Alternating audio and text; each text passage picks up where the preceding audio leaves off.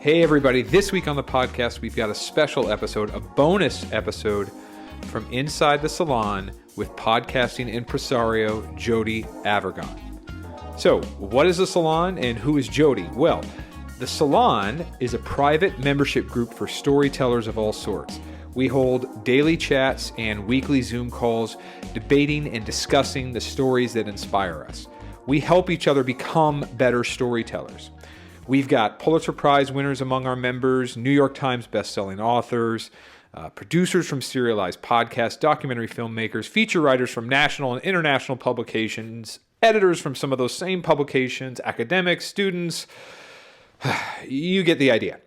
If you'd like to join the Salon, head to paulkicks.com/subscribe. You'll create a username and password, and then I'll ask you some questions about who you are and why you want to join our growing community. Again, that's paulkicks.com/subscribe, paulkix.com/subscribe.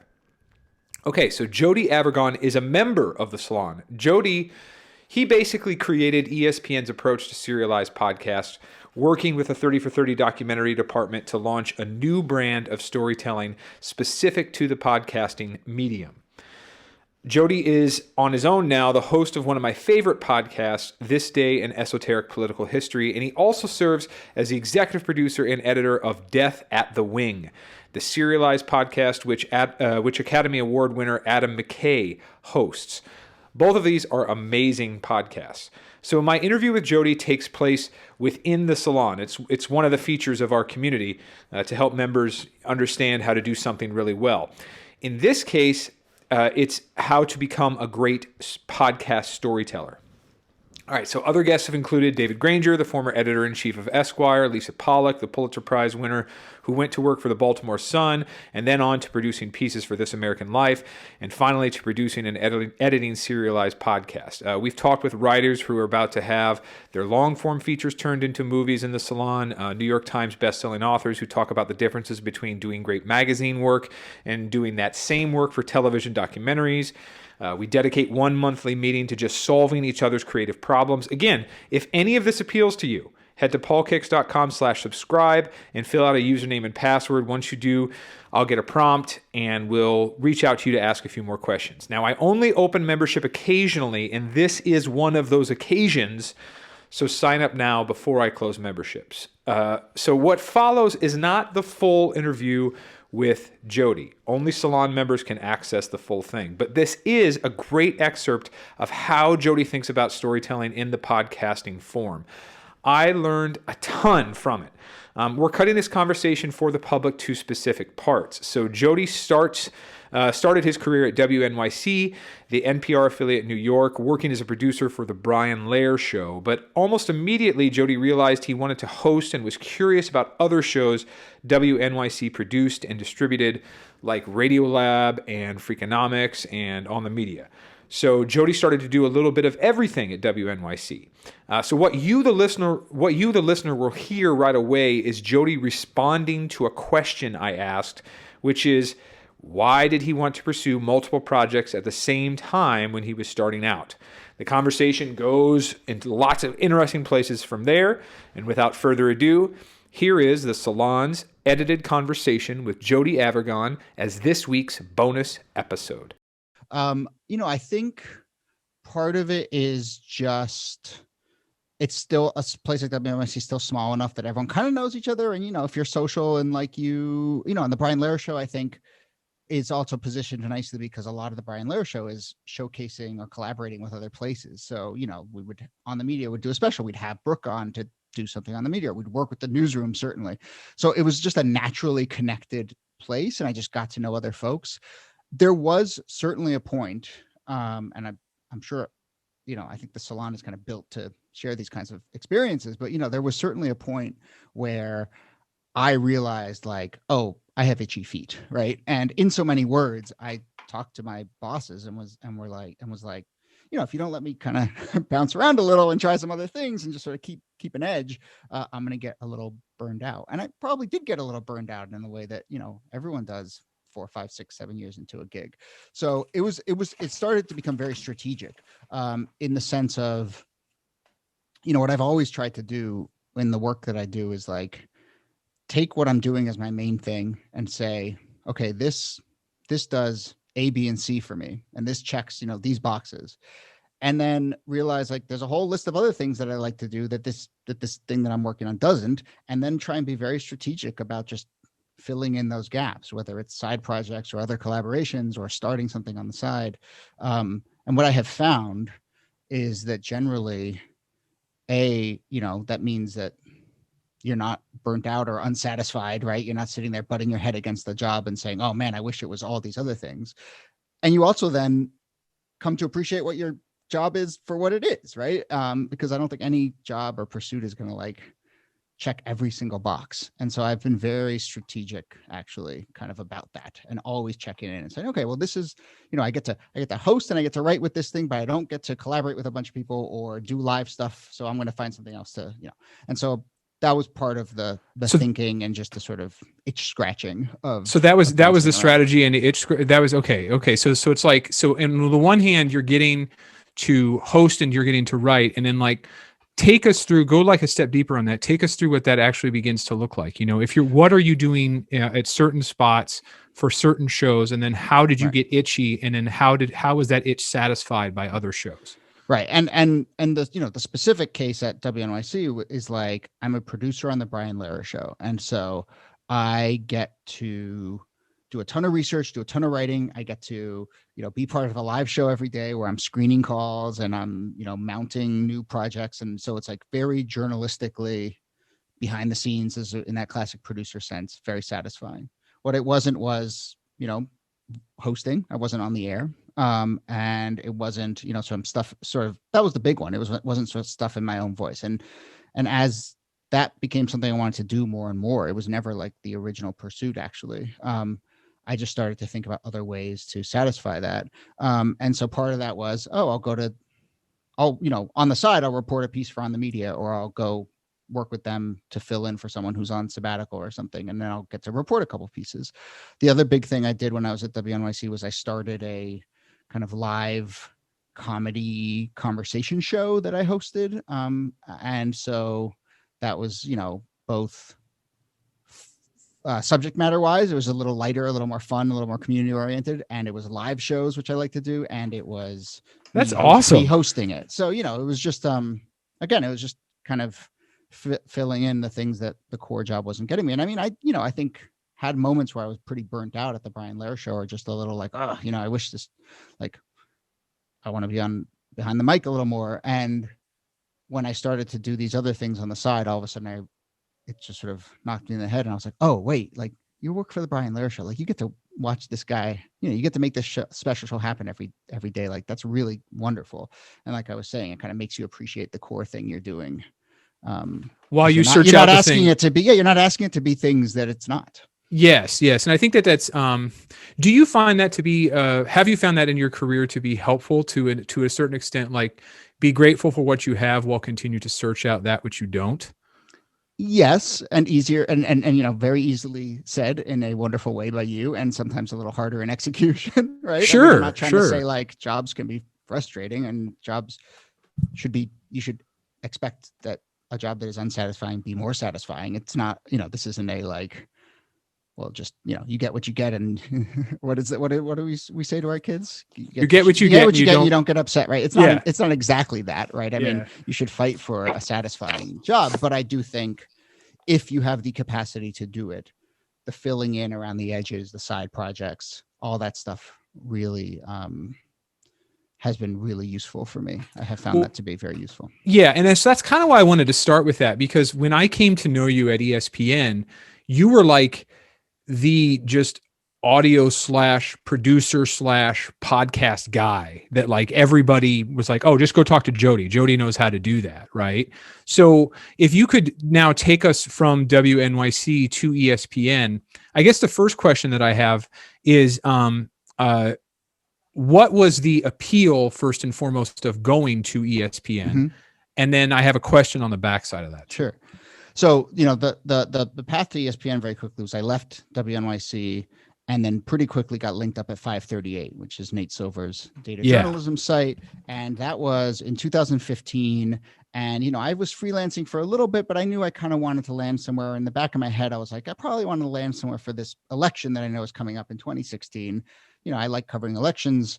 The 538 thing came together pretty quickly, and obviously I didn't know what that election would turn into, but I kind of, my freelance career at that stage lasted like 3-4 months. I kind of thought it was going to be longer, but I kind of knew like getting a chance to go and start something up at 538 from scratch is about as good of a thing I'm gonna hit upon. So I pretty quickly linked up there, and then the run up to 2016, we launched a couple podcasts. I hosted a couple of them. We launched some other shows too. And again, it was, I really like starting stuff, and I really like kind of starting from scratch a little bit. And so that was very satisfying. And it connects to ESPN actually, because I'm sure everyone here is a very savvy watcher of, corporate media, purchasing and org charts. But, there was a brief window there where 538 was owned by ESPN. And so we were all ESPN employees, and literally shared just like a floor with the 30 for 30 folks. And so I just got to know I think I'm starting to realize that like physical geography is probably the best thing that's ever happened. Like I happen to sit next to On the Media and Radio Lab, and then I happen to sit next to 30 for 30, and it just kind of pans out. But I got to know the 30 for 30 folks just because we were in the same office together, and it was a little bit of that. One day, Libby Geist, who runs 30 for 30, came up to me and said, well, we've always thought about a podcast side for our acclaimed documentary series. And I hear how to do podcasts, and there aren't that many people floating around who do. Do you want to help us game this out? And so I said, of course. I've been a 30 for 30 fan for almost a decade since its inception. Yeah, exactly. So I'll tell you very briefly, because I think the first attempt was to take the audio from the films and repurpose them. How'd that go? Not well. And in the back of my head, and Lisa, I think at some point, Lisa was starting to be in the mix of this too. But, in the back of my head, I was like, okay, they want us to do this exercise where we take the audio and we try and recut it. And like in the back of my head, the plan was, we're going to do that. It's not going to work. And then I'm going to say, you should do this for real. And that's exactly what happened. Not that I sandbagged it. I tried my best, but it just didn't work. And so eventually, over the course of 2016 into 2017, we kind of realized like, we should basically start an audio division of 30 for 30 and do original stories that are sort of built for audio first. Yeah. And Libby, to her credit, found the money and the resources and just kind of like went, and the backing, and then I kind of got brought on board to do that. So you have been involved with podcasts for quite some time. Where were they? You were doing them around 2016 or so. That's not to say that like podcasts weren't around, because they certainly were, but they were still viewed at that point as this like really sort of nascent thing, right? Like some money was starting to be made by them, but I don't believe that like the New York Times' Daily had by then launched by then. ESPN wasn't in the place where it was. There were not a ton of like big corporate media places that were doing it. They were sort of mom and pop. What was that environment like in 2016 for you? And right. And then how did it evolve after that?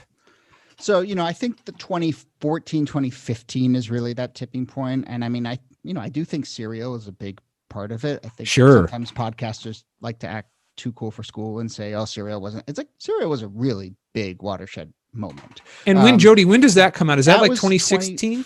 2015, maybe even late 2014. I think it was spring of 2015. But that said, but when I was at ESPN and we were launching the 538 podcast, it was certainly the case that a place like ESPN and a lot of legacy media, you can kind of say there's 2 buckets or 3 buckets. There's independent podcasting, then there's public radio, which knows how to make radio, and I think was just naturally the DNA worked for podcasting. And then there's like legacy media like ESPN and ABC and news organizations. And that's what ESPN was at that point. And it was certainly, they had been putting out podcasts and for a long time, but most of those were just rip the audio from a radio show and distribute it digitally. And there was not much thinking about podcast first. So yes, I mean, a lot of the conversations that we had as we were launching the stuff at 538, which was talk, so still in the like format wheelhouse, right? And then especially with 30 for 30, which are documentary, that was a whole nother level of like, we have to understand what a podcast is here. Yes, there were a lot of conversations all the way from just the sort of tech that's needed to get something out to the like sensibility and what's different about how you can conduct a podcast versus radio, what's different about how you market a podcast versus radio. Yeah, we had a ton of those. You had a ton of, yeah. And I'm glad that you're bringing this up, because it actually mirrors a little bit of something that Lisa Pollock, who's joined us today, talked about in the first In Conversation talk, when she was talking about transitioning from working at the Baltimore Sun to working at This American Life, and then transitioning again from This American Life into doing some of the production and editing work she does now for Serialized Podcast. I'm curious, just like for those who aren't aware, because some people may think, oh, well, podcasting can just be the thing that like exists on another medium and then it exists there. What are some of those differences between, like, maybe, I don't know if it's best to choose the early 30 for 30 audio stuff when it was just basically ripped from the documentaries, but like, what are some of the key differences between forms that really separate what a great podcast is from what, say, like a great documentary series is? Yeah. I've thought about this a lot. And also, it's also not to put too many branches on this tree, but I also do think it's important to talk about kind of talk podcasting versus documentary. Yeah, break down all of it, because I think all of that will be helpful. Yeah. So, talk podcasting is like a lot of, and this gets to something big, which I think we still experience, and certainly I experienced in the early days of starting this stuff at a place like, that was just starting to get into podcasting seriously. You walk into a room and there's 5 people sitting around and you say the word podcast and everyone has a different thought in their head for what that is. And some people are like, oh, that's 2 dudes in a basement talking about last night's hockey game. And some people are like, oh no, that's This American Life, or that's, and so I just have found myself, with 30 for 30, for instance, I would often say audio documentary, and I don't like saying that. It sounds a little, highfalutin, but it sends that signal of this is closer to actually a film documentary than what you may have in your head as podcast. That said, in terms of what's different from radio, say, to podcasting, I mean, a couple of things are really key. I mean, one is just the simple fact that you're not on a clock, right? So much of radio, live radio, is built around the fact that like there's an ad break coming up in 3 minutes, and even more so, I have to keep this audience from this side of the ad break to the next side of the ad break. Yep. And, if you listen to, and it's an art form, it is really hard to do. But if you listen to, sports talk or conservative talk, like 50% of the content is actually just talking about what's coming up. And it's just like doing the work of keeping people around, because at any given moment, they could just switch the dial, or they may have just dropped in from somewhere else on the dial, and so you need to reset and give them context and then tell them what's coming up to keep them around. Podcasting, you can just dispense with all of that. Someone has chosen to listen to you. They've come to you. They've made the decision. There's a good chance that they've read a title or a description. So, it just frees you up to just, I think, sometimes just jump in and embrace the story. And then certainly when you're rolling along, you don't have to really consider the possibility that someone has just showed up and they need context, right? Because the chances are, I mean, I don't know. Does anyone do that? No one just like starts listening to a podcast 15 minutes in, right? They listen to the beginning. So you get to hold that. Well, I think it depends though, right? Like I think that I don't know if Rogan is doing this, but Rogan's producer does a fantastic job of splicing those clips into YouTube segments, right? And so those are appearing as if, of course, it's part of a much larger dialogue, but those are like sort of standalone bits of dialogue. And I'm curious do you find that on the whole to be successful, or does it take a certain sort of talk show for something like that to succeed? I'm all for like playing around with taking stuff from terrestrial radio to podcasts and vice versa. And I think there are ways to do it, and certain things work better for others. Certain things work better. But generally I'm like, the medium that you're using is the medium that you're using. You should do things you should embrace the unique things about that medium, and you should dispense with things that are not part of that medium. That said, I mean, certainly from like we put the 30 for 30 documentaries on terrestrial radio. That was really cool, right? That there were just ESPN stations around the country where you just, and we had to do a little work there of like putting in ad breaks and coming back from ad breaks with a little bit of context, so, and, the Daily is now distributed on it. So people are playing with this stuff. But generally, I just think embrace the medium. And so when it comes to like audio documentary stuff, there's all sorts of thoughts there, all sorts of things about what makes it different from a film. But, it's the reason that the film stuff you have different tools at your disposal. You have fewer tools at your disposal, but then you also have other things that I think are more powerful in audio than are in film. And, what are some of them in your mind? I mean, just the power of a great talker, a great voice, like, I just don't think I don't think there's anything in media that beats a really compelling piece of audio that's really intimate, that's, that has real emotion to it. And the flip side of that is that there are ways that you can mask that. That's not a sort of judgment call, but there are ways that you can mask and work around that in film that you just can't in audio. You're a little more exposed in audio. And if someone's not a great talker, if someone's not holding you, it's going to be sometimes a little tough. And this is something Lisa Pollock is on here. This is something Lisa and I've talked about a lot. This is like, Lisa's about as good as it gets in terms of that, like, is this tape really, really good? And that's what it comes down to. Yeah. Is this good tape? Yeah. Right. And I will also say at 30 for 30, we also were trying to sort of find a middle ground. We were also trying to embrace some of what was special about the film series, which is like, it doesn't always have to be, a person who's going on some deep emotional journey. Like sometimes you just have a really great story. And that's what I loved about 30 for 30. It was always like the best ones are just, you find a story that has its own logic and its own momentum. And, you ideally, your job is just to kind of get out of the way and let the story just do its work. But you still need those voices to carry you on that, with that story. Let me ask an obvious question about what was maybe is obvious, maybe it's not. What in audio documentaries, the thing that you're relying on is the footage itself, right?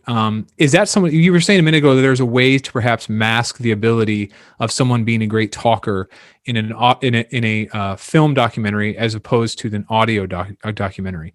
Is that captured footage one of the ways in which you can sort of mask a person's inability to tell a story well? I'm just curious for like some of the differences between the forms. Right. And I use the word mask. That sounds a little like it's there's some judgment behind it. Yeah. I don't mean it to be disparaging, right. But yeah. But in a film, right, you can and it's magical, right? But you can pair someone saying something with a piece of visual information that either supplements it or maybe even contrasts it and creates some tension there. There's just all these tools that you can use. You can put up text if you want. You can put an image of a newspaper clipping, and then you can also do sound design and scoring and all those things. So you just have those other tools at your disposal. What I have found in audio is often that you have to slow down a little bit in audio and sort of hold those moments. And so like, I'll give you a specific example, which is the very first 30 for 30 audio documentary we did was about Dan and Dave, these two decathletes in 1992, who had this big Reebok campaign behind them, and it was running up to the Olympics. Who's the best athlete in the world? Dan versus Dave. And I will spoil it here. I apologize, but one of them doesn't even qualify for the Olympics. It's this sort of big disaster where he doesn't qualify. It blows up in their face. And there's this moment where where Dan O'Brien fails a pole vault at the Olympic trials and doesn't qualify. And in the film version of this, that moment, you can build that moment with slowed down footage of Dave and maybe a little bit of memory of him, and then some newspaper headlines going in and out and some tension. But it can be like, you could probably pull that off in like 15 seconds, 20 seconds, and still have like a deep emotional impact. When we did that specific moment in our documentary, I think it was like 4.5 minutes, right? Really? You have to slow down. And it's entirely carried by Dave Johnson talking through it, and Dan O'Brien talking through it, and Dave Johnson watching Dan this happened to him, and then people in the stands talking about it. And like, you just don't have you want to do that work to ideally get to a place where people are then seeing it in their heads, right? They're seeing this moment where Dan O'Brien in slow-mo, tries and fails and falls down, and then, the crowd goes quiet and all that stuff. But you often just have to find yourself slowing down and going kind of one beat at a time. Whereas I feel like in film, sometimes you can just do a bunch of things at the same time, which again is magical, and the power of film that sometimes you can't do in audio. So that one beat at a time, I'm curious the extent to which that rationale crosses over into, quote, interview-based podcasts. Like Chris Gorski, one of our members, he recommended Brian Koppelman's The Moment, and an interview with, oh gosh, Chris isn't with us today, but does anybody recall, was it with John Williams, the guy who wrote Rainbow Connection? I think his name is John Williams, the guy who wrote I think it's Paul Williams. Paul Williams. Thank you. Yeah, I had to look it up myself because I kept thinking it was John and getting the wrong answers. Yeah. Well, Matt Radcliffe, one of our newer members as well. So thank you, Matt, for chiming in there. So one of the things that Koppelman does is he asks Williams to just like take us through what writing Rainbow Connection was like. Mm-hmm. And as a podcast, it took up probably 20 minutes. And Jody, like for me, at least, it was one of the most riveting podcasts I'd ever listened to. I'm wondering, again, the extent to which interview-based podcasts can do that or should be encouraged to do something like that beat by beat analysis of something. Yeah. So the short answer is yes. This is something I think about a lot too. And this is something I learned from Brian Lehrer, which is that even a conversation show should have some sort of narrative structure to it. And a good interviewer, there are like probably 5 people in the world who can just kind of go without a net into a conversation and swirl around on a bunch of things and have it be compelling.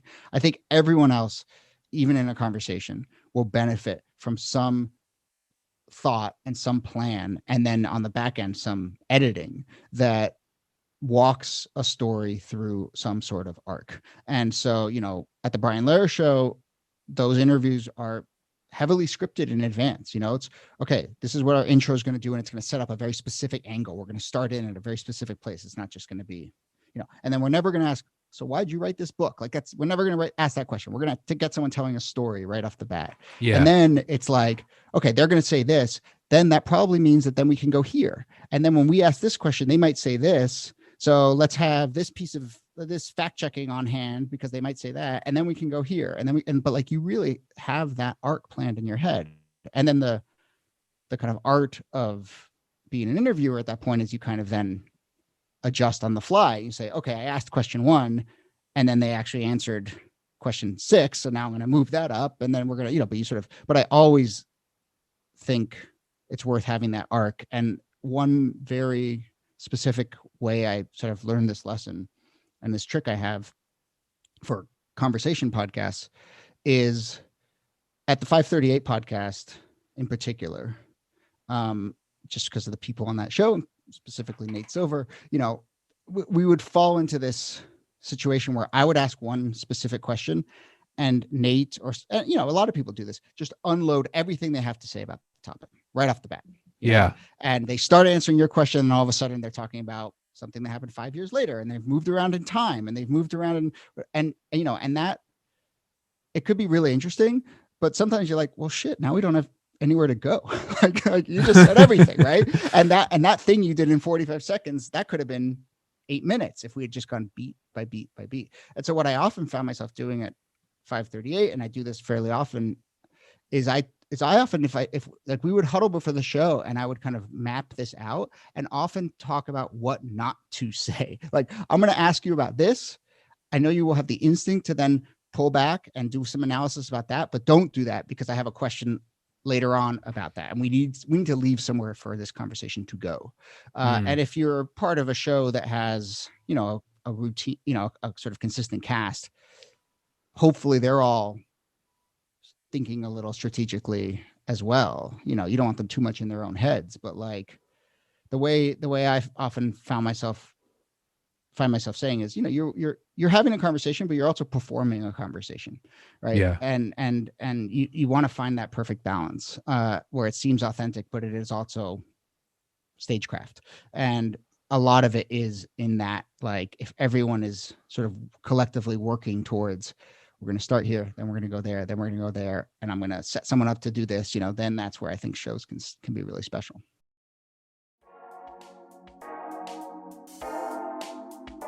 Hey, I hope you liked this interview with Jody. If you want to become a member of the Salon, head to paulkicks.com/subscribe and fill out your username and password. We don't open membership doors to the Salon often, but thought we would give you a chance to join now. So sign up while you can. Space is limited before we close the doors to the Salon again. Again, that's paulkicks.com/subscribe. We'll be back next week with another episode of Now That's a Great Story, Season 2, The Process. Bye-bye.